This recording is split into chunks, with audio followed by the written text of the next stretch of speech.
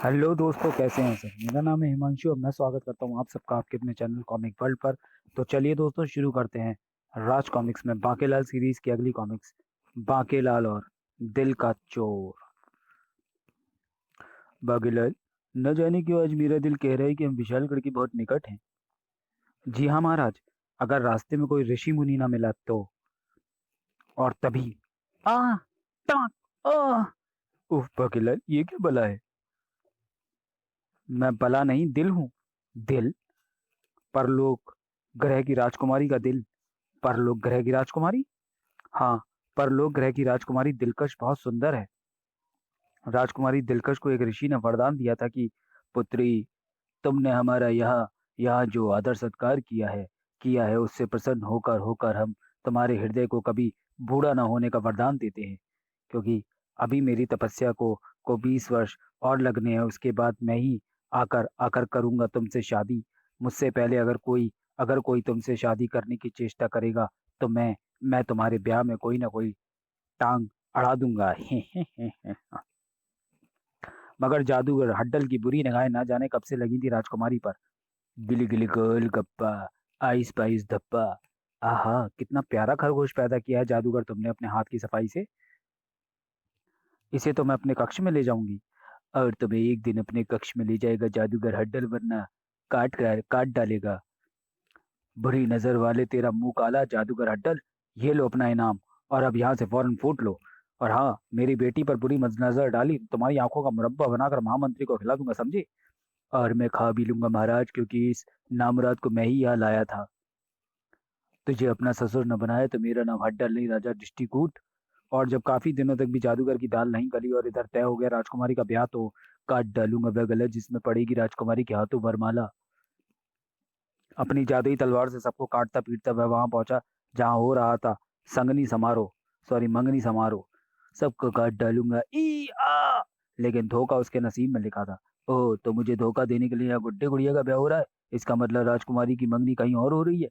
और तब अब मैं करता हूँ एक भयानक यज्ञ, जिसकी अंतिम आहुति से पूर्व अचानक करा उठी राजकुमारी दिलकश। इसी के तरह राजकुमारी दिलकश का सुंदर दिल उसके हृदय स्थान से निकल गया। राजकुमारी, मुझे रोक लो, अन्यथा तुम्हारे अंदर मौजूद प्रेम की सारी भावनाएं मर जाएंगी। ओ बसंती पवन, पागल न जा रे न जा, रोको कोई नहीं। इधर जादूगर हड्डल हाथ में लिए खड़ा था अंतिम आहुति। अंतिम आहुति जिसके समर्पण के बाद ये दिल हमेशा के लिए मेरा हो जाएगा। मगर तभी उफ, दुष्ट कोई ने यज्ञ कुंड में बीट करके मेरे यज्ञ के संपूर्ण फल को नष्ट कर दिया। काट डालूंगा, काट डालूंगा इसे भी कर। और अरे, ये नहीं, दिल पृथ्वीलोक की ओर गिर रहा है। और इस प्रकार मैं पृथ्वीलोक पर आ पहुंचा हूं। मगर अब तुम जल्दी से किसी सुरक्षित स्थान की ओर भाग लो, क्योंकि मेरी खोज में जादूगर हड्डल भी आ रहा है। महाराज, आप दिल को जल्दी से किसी सुरक्षित स्थान तक ले जाइए। तब तक मैं उस जादूगर हड्डल को दिशा भ्रम में डालता हूँ, वरना वह जरूर हमारा पीछा करता हुआ हम तक पहुंच जाएगा। ठीक है बाकीलाल, मैं ऐसा ही करता हूँ। पृथ्वी पर यहीं कहीं गिरा है राजकुमारी दिलकश का दिल। ओह मानव, उस मानव के पास मुझे दिल के होने का आभास मिल रहा है। जरूर दिल इसी के आसपास ही कहीं गिरा है। उसी से चलकर पूछता हूँ। मोटे को मैंने जानबूझकर यहाँ से भेज दिया, अब मैं जादूगर हड्डल को उसका पता बताऊंगा। अय पृथ्वीवासी, क्या तुमने यहाँ किसी दिल जैसी चीज को देखा है? अगर तुम मुझे बताओ तो मैं तुम्हें अपनी ये चमत्कारी ढाल दे दूंगा, क्योंकि मैं किसी का एहसान नहीं लेता। ढाल? हाँ, फेंके गए सभी शस्त्रों को अपनी ओर खींच लेना इस ढाल की विशेषता है। और अगर जानते बूझते भी तुमने मुझे दिल का पता न बताया तो काट डालूंगा। तो फिर ठीक है, ढाल लाओ, मैं तुम्हें दिल का पता बताता हूँ, क्योंकि मैं भी मुफ्त की चीज नहीं छोड़ता। कौन है बे? ओह, बावला, उठा मुझे। जल्दी से सीधे चले जाओ, दिल एक मोटे मानव के पास है। उस मोटे को तो मैं फौरन काट डालूंगा। चलो, ढाल मुफ्त में मिल गई। और मैं यहीं बैठकर सुनता हूँ मोटे की चीख की आवाज। उसके बाद ही आगे बढ़ूंगा। किंतु वृक्ष की ठंडी छांव में लेटते ही बाकीलाल को आ गई प्यारी नींद। इधर आ गया एक राक्षस भी, अपनी राक्षसी के साथ। अजी वो देखो, जंगली भैंसा, जल्दी मारो, अब मारते क्यों नहीं?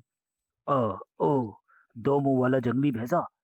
इसका एक मुंह तू खाइयो, एक मैं खाऊंगा। आजकल जंगल में राक्षसों और दूसरे जंगली जानवरों का डर बहुत बढ़ गया है। इसलिए अब मैं पूंछ की तरफ भी एक नकली सिर लगाकर रखता हूँ, ताकि राक्षस जैसे ही मेरे उस मुंह को असली समझकर उस पर वार करे, तो मैं असली सिर की टक्कर पीछे से जड़ सकूं। धार! अजी लानत है तुम पर। तुम्हें तो मनुष्य होना चाहिए था, एक जंगली भैंसे से पिट गए। मैं उस जंगली भैंसे को जिंदा नहीं छोड़ूंगा। अबे जा, बड़ा आया राक्षस की दम्बा। तड़ाक! अरे मर गई। आओ!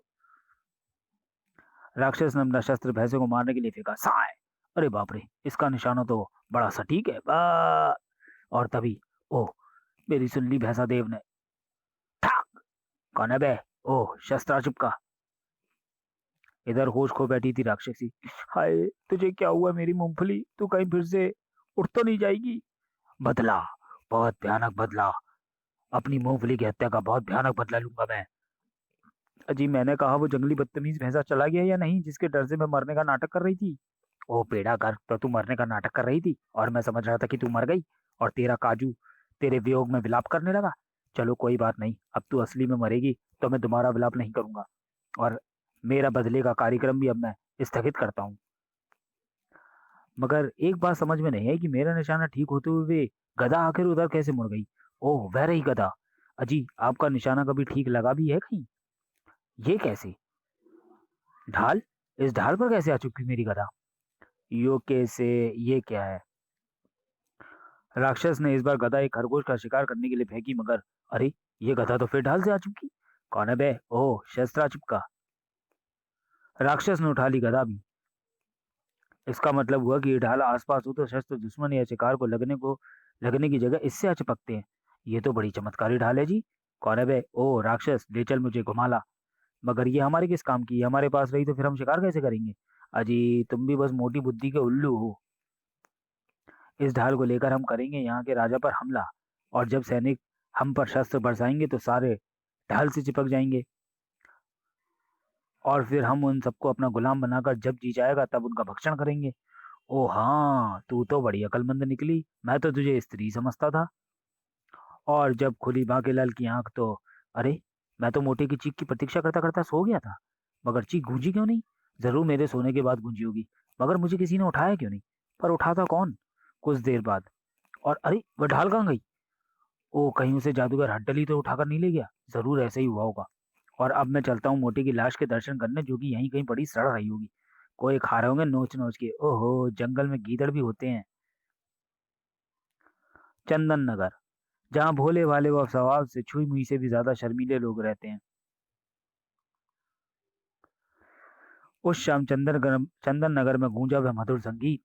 अरे, ये संगीत कैसा बज रहा है? मगर ये संगीत लहरी आ कहाँ से रही है? इसे कौन बजा रहा है? तब आखिर दिखा संगीत वादक। वो रहा बांसुरी वादक। उफ, ये संगीत लहरी तो हमें मदहोश कर रही है। मुझ पर भी मदहोशी छा रही है, दिल कर रहा है नाचूं। दूसरे ही पल हवा में उड़ते दिखाई पड़े वे सब, वे वस्त्र। अरे, ये वस्त्र अपने आप हवा में कैसे उड़ रहे हैं? ये वस्त्र भी मदहोश होकर नृत्य कर रहे हैं। मगर तुम इन्हें वस्त्र क्यों कह रहे हो? ये तो लंगोटियां और मेरी चड्डियां हैं। कहीं इनमें से एक तेरा भी तो नहीं है रे माधो? मेरी तो नदी किनारे सूख रही है, तू अपनी देख कहीं तेरी ना हो। फिर अचानक बंद हो गया संगीत। ओह, संगीत बजना बंद हो गया। उफ, कैसा संगीत था ये? अरे मगर ये क्या है? ये तो नाड़े हैं। ये यहाँ कैसे आ गए? ई! और फिर शर्म की दहशत मच गई। वो हमारे वस्त्र थे। हम किसी को मुंह दिखाने लायक नहीं रहे।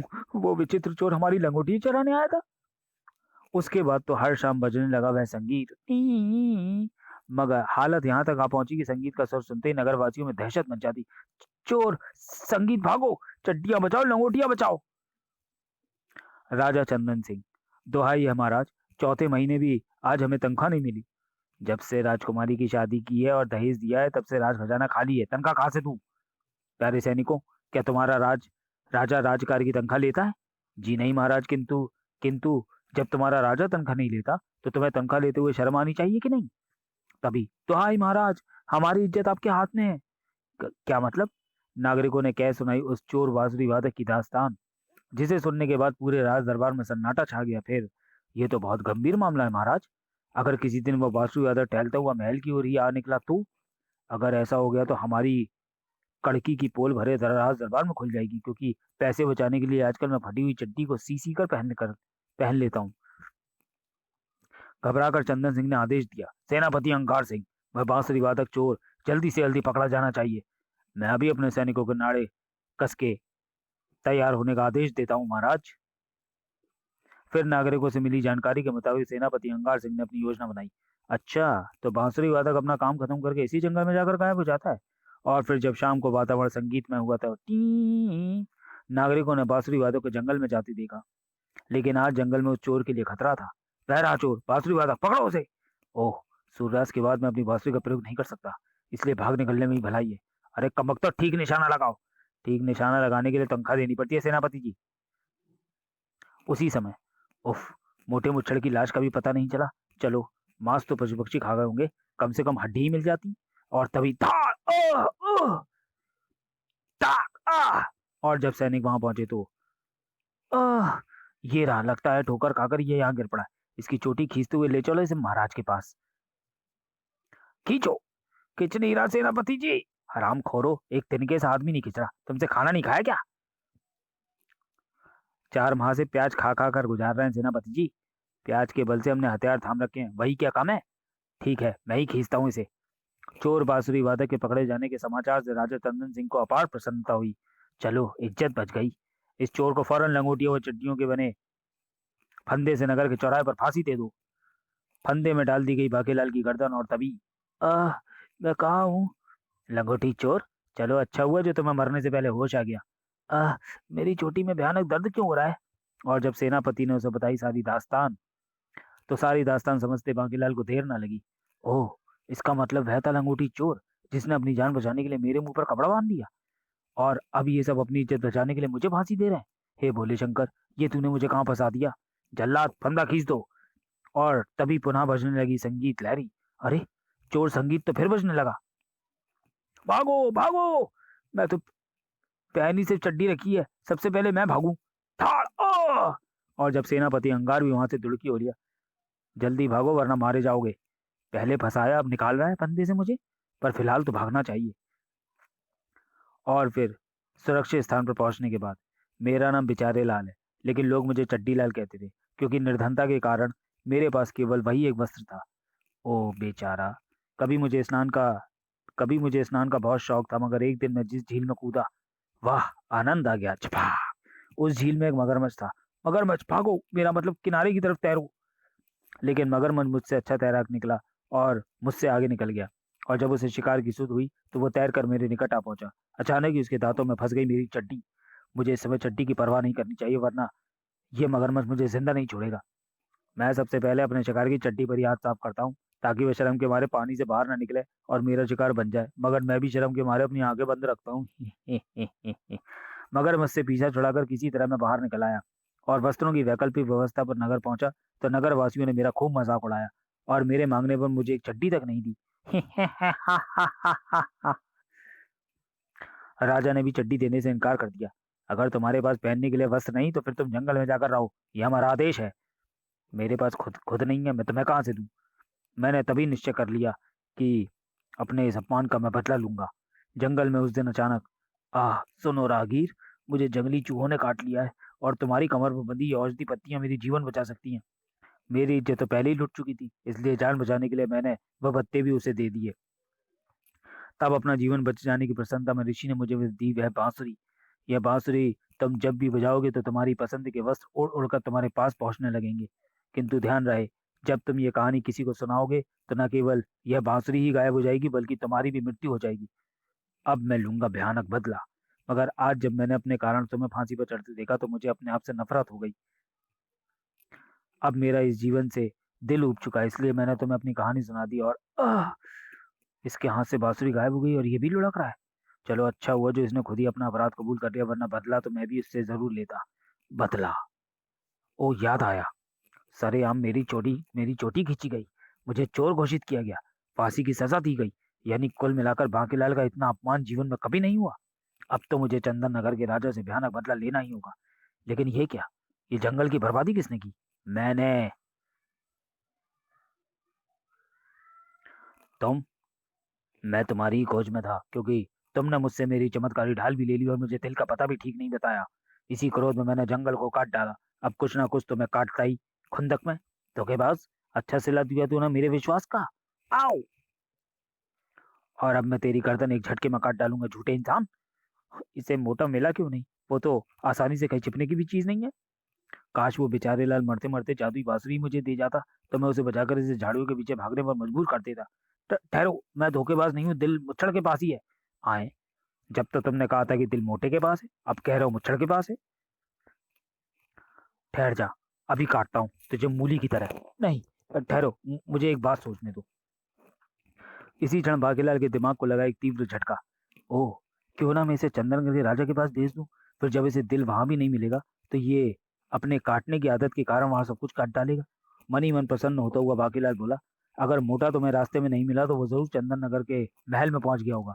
अब तुम पहले ये बताओ कि दिल मोटे के पास है या मुच्छड़ के पास। ओफो, मोटा मुच्छड़ मुच्छड़ मोटा एक ही बात है, दिल दोनों के पास है जो कि एक है।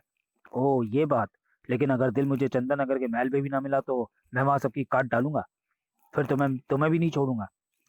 जब तक मैं लौट ना आऊं तुम यहीं बंधे रहोगे। अरे ये क्या कर रहे हो, मैं कहीं भाग थोड़ी रहा हूँ। और तुमने मुझे बांधना ही है तो उस पेड़ से बांध दूं। उस पेड़ से क्यों, तुझे घास के तिनके से ना बांध दूं। और तब तुझे बांधा इसलिए ताकि अगर तेरा कहा झूठा निकला तो तुझे कौवा नहीं, लौट कर मैं काट सकूं। हे। अरे पर कोई शेर वेर आ गया तो। ई! तभी हे, डर गए बागीलाल, ये तो मैं हूँ। त- त- तू आप महाराज। जादूगर, अरे ओ जादूगर, तू कहाँ मर गया कब बगत मोटा, ये रहा। बाकीलाल, जब मैं यहाँ पहुंचा तो जादूगर हड्डल तुमसे कह रहा था कि अगर दिल उसे चंदनगढ़ के महल में भी ना मिला तो वो वहां सबको काट डालेगा। तुमने उसे दिल के लिए वहां क्यों भेज दिया? ये बात मैं आपको कभी नहीं बता सकता महाराज। मगर आप मुझे ये बताइए कि आप जादूगर हड्डल के हाथ क्यों नहीं लगे? मेरा मतलब कि दिल कहाँ है? आओ तुम्हें दिल के पास ले चलूं। मेरी सारी उम्मीदों पर पानी फेर दिया इस मोटे ने। और तब तो आश्चर्य से उछल ही पड़ा बाकीलाल। महाराज, ये उल्टा पन आपको शोभा नहीं देता, आप विवाहित हैं। तुमने पहचाना नहीं बाकीलाल, ये मैंने आपको पहचान लिया। थू थू है आप पर महाराज, एक पत्नी और एक बच्चे के होते हुए आप। थू बाकीलाल, ये रानी स्वर्णलता है, मेरी अर्धांगिनी, और ये है हमारा नन्हा राजकुमार। क्या? हाँ बाकीलाल, मैं स्वर्णलता ही हूँ। इतने दिनों बाद, रानी जी आप इतने दिनों बाद आ गले लग जा। मैं तो सोच रहा था कि अभी तक तो मोटे की बीवी मर कब गई होगी। पर और फिर इसके वियोग में मोटा भी मर कब जाएगा, तब मैं राजा बनूंगा। बाकीलाल, दिल की सुरक्षा के लिए जब मैं वहां से चला तो एक बालक मुझे इस कुटिया में ले आया। आप अंदर चले, मैं आपके लिए फल लेकर आता हूँ। कल से ही पड़े सड़ रहे हैं। लेकिन जैसे ही बालक की माँ ने हमें देखा, स्वामी, अरे छोड़ो छोड़ो, कौन हो तुम? मेरे पिता? इसका मतलब तुम रानी स्वर्णलता हो? उफ, मेरी आंखों को क्या लकवा मार गया था जो मैं तुम्हें भी ना पहचान पाया। पुरुषों की आंख के साथ अक्सर ही ऐसा धोखा हो जाता है महाराज, किंतु स्त्रियों की आंख इस मामले में बहुत चतुर होती है। आप कहाँ चले गए थे निष्ठुर? तब मेरे पूछने पर रानी स्वर्णलता ने बताया, सेनापति मरकप ने हमारे प्यारे विशालगढ़ पर कब्जा कर लिया। उसे कब्जी हो रही थी, इसलिए वो ठीक से युद्ध नहीं कर पाया और मुझे पुत्र के साथ भागने का मौका मिल गया। ओह, उसकी ये जुर्रत। महाराज, वहां से भागकर मैं चंदन नगर आ पहुंची। मैंने चंदन नगर के राजा चंदन सिंह को सारी आप बीती सुनाकर उनसे मदद मांगी है। उनका कहना है कि राज खजाना भी खाली है। वे गुल्लक में पैसे जोड़ लें, जब इकट्ठे हो जाएंगे तो वो हमारी हर प्रकार से मदद करेंगे।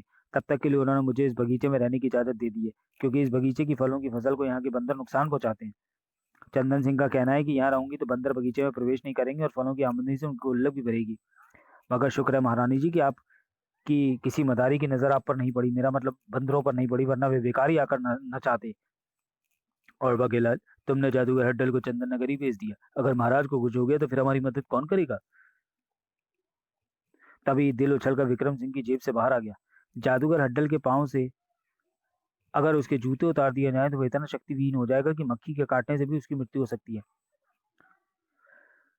बाकीलाल, जल्दी करो, इससे पहले कि जादूगर हड्डल सब कुछ काट डाले, हमें वहां पहुंच जाना चाहिए। इधर जादूगर हड्डल उतरा सीधा राज दरबार में। हा हा हा, कहाँ है वह मोटा मुच्चड़ जिसके पास है दिल? बताओ, वरना मैं जादूगर हड्डल एक एक को काट डालूंगा। तुम कोई हसीना होती तो हम दिल तुम्हें दे भी देते, मगर अभी क्यों दें? हे हा हा, जादूगर हड्डल का मजाक उड़ाते हो। दिल तेरे पास है, उसे तो तुझे मुझे देना ही पड़ेगा। वरना तुझे काट डालूंगा। अरे मेरी तलवार! घना शोर मचा गया था। काजू राक्षस की ढाल के होते आवाज ऊंची ना करियो। पीलवान, हाँ। आए, मेरी ढाल? कौन है बे? ओ शस्त्र। चल चिपक जा। शब्दार्थ मतलब घना मतलब ज्यादा, मचावी मतलब मचाना, पीलवान मतलब पहलवान। अब सुन लो जी कान में रुई धर के। चंदन नगर पे मैं कब्जा कर रहा हूँ। किसी ने कोई ऐतराज हो तो हथियार लेकर आ जाओ मेरे सामने। सैनिकों आगे बढ़ो, हमला करो इस पर। अरे नामुरादो, क्या हो गया तुम सबको? हमला क्यों नहीं करते? महाराज, आज से हम मुफ्त की नौकरी नहीं करेंगे। नामुरादो, कल मैं अपना महल बेचकर तुम्हारी तुमका पाट दूंगा, अब तो ये तो करो। कई सैनिक आगे बढ़े मगर मारो मारो मारो मारो। प्यारो, कल मिलेगी तुमका। कौन है बे? इतने शस्त्र, इतने सारे शस्त्र, सब चिपक जाओ। ही देख लिया ना अपनी बहादुरी का अंजाम। इधर जादूगर हड्डल को भी आ गया ताव। ढाल, ये ढाल सिर्फ शस्त्र खींचती है, मैं तुझे शस्त्रों से नहीं अपने जूतों से मारूंगा। था ये तो हमने सोचा ही नहीं था कि कोई जूतों से भी मार सकता है। अजी, बीवी के सामने पिट गए? अच्छा ये बात है, मैं जादूगर के बच्चे का कचूमर निकाल दूंगा। हा हा हा, मुझ पर तेरे घूसों का कोई असर नहीं हुआ। धम, ले मार, मेरे जबड़े पर मार। तेरा जबड़ा तो तोड़ ही दूंगा। लेकिन उसी समय जादूगर हड्डल ने अपना मुंह खोल दिया और काट डालूंगा कचालू की तरह तेरी उंगलियां। आह, अरे भगवान, तेरा बेलन मुझ पर तो बहुत चलता है, अब कहाँ है? जादूगर हड्डल के उस शक्तिशाली वार के बाद वहीं ढेर हो गया राक्षस। तब, कौन है बे? हट, सांस नहीं आ रही। दिल कहाँ है? जल्दी बताओ वरना सबको काट डालूंगा। अपने राक्षस को घायल देख बेहोश हो गई थी राक्षसी मूंगफली हुई तभी, और धार से फर्श पर आ गिरा जादूगर हड्डल। आए, मेरे जूते किसने उतार दिए? धार, मैंने, और मेरे पास ही है दिल, देखो काट डालूंगा। तभी हड्डल के हाथ से तलवार खिंच गई उस ओर। जादूगर हड्डल, ये ढाल तूने मुझे दी थी, मगर मैं उसका ठीक फायदा नहीं उठा पाया, उससे पहले ही मेरी किस्मत फूट गई। तभी दिल ने उछलकर एक टक्कर पड़ी जड़ी हड्डल को। दुष्ट, मर गया। जादूगर हड्डल सचमुच मर गया। और तब रानी स्वर्णा था तुम? वाह, अब बगीचे के लिए 4 चौकीदार मिल गए। जी हाँ चंदन सिंह जी, और आपने इन्हें नहीं पहचाना? ये है महाराज विक्रम सिंह और बांकीलाल। क्या? आपसे मिलकर बहुत प्रसन्नता हुई महाराज। हमें रानी स्वर्णलता ने सब कुछ बता दिया मित्र चंदन सिंह, हम आपके आभारी हैं। वो तो दिख ही रहा है, बहुत भारी हैं चौकीदार। चलो ये भी अच्छा हुआ, विक्रम सिंह की कई बड़े राजाओं से जान पहचान है। इसकी मदद के बहाने कई राजाओं से मुझे कर्जा मिल जाएगा, जिसे मैं अपने जीते जी वापस नहीं करूंगा। माखीलाल, अब मेरी समझ में आ गया कि तुमने जादूगर हड्डल को चंदन नगर में महल में क्यों भेजा था, क्योंकि तुम्हें राक्षस के हमले की खबर मालूम थी। जी हाँ महाराज।